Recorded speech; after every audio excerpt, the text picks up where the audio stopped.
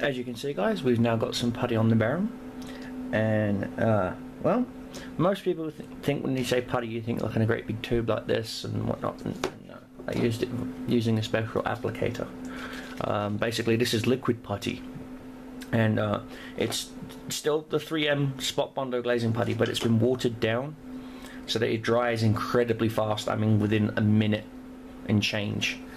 So basically, the application time is only a few drops where you need it done. It's a more of a, if you really need to get some uber fine detail done in your model, you use this stuff. And I haven't sanded it down yet, so I decided to give it a sand down now while I am filming. So if I fluff up great. So we take our smooth sanding stick and you just gently file. That's all you gotta do, guys. Just very gently. So I'm not putting any pressure. So if I was putting pressure on it, you'd see the stick bend. No pressure. You let the sandpaper do the work. Again, as I was saying earlier, work smarter, not harder. This is smarter. Now I know you're thinking, why am I not using this rough coarse side?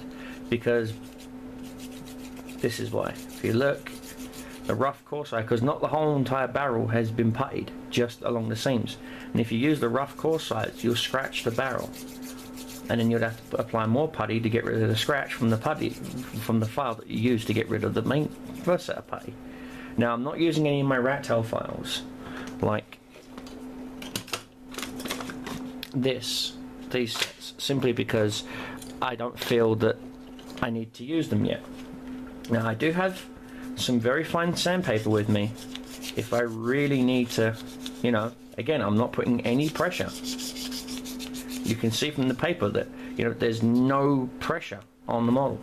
I'm just using simple, smooth strokes to get that simple, smooth finish. That's all it is. That's all it is, guys. Just simple, smooth strokes. Turn her around so you can see the difference between the two. Unsanded, sanded. Okay? And this stuff sands so beautifully. And I mean, just beautifully.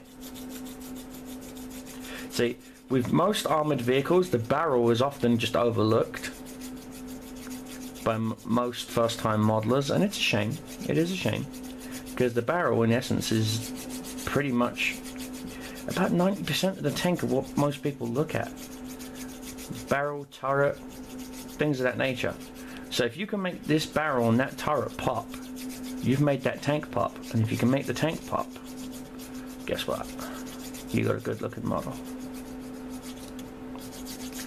So this is all I'm going to do, guys. I just wanted to show it to you on film. So you know, next video you see it's like, hey wait, you skipped the whole process. No, I haven't. This is all I'm doing. Okay, guys? This is all I'm going to be doing, is just sanding it down. Let me get it in frame for you. Just sanding it down real smooth. Simple, easy strokes. That's all. I'm going to flip it.